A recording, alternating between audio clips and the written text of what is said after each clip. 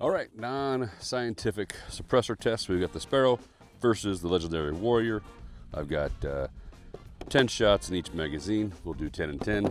Got the Legendary 22 suppressor from Warrior Systems. We're on 22X. We're shooting subsonic. I think I'm just going to shoot in the dirt. That way you can hear the difference here. It's pretty quiet. The silencer Sparrow on here. In the dirt, let's see how quiet this thing is.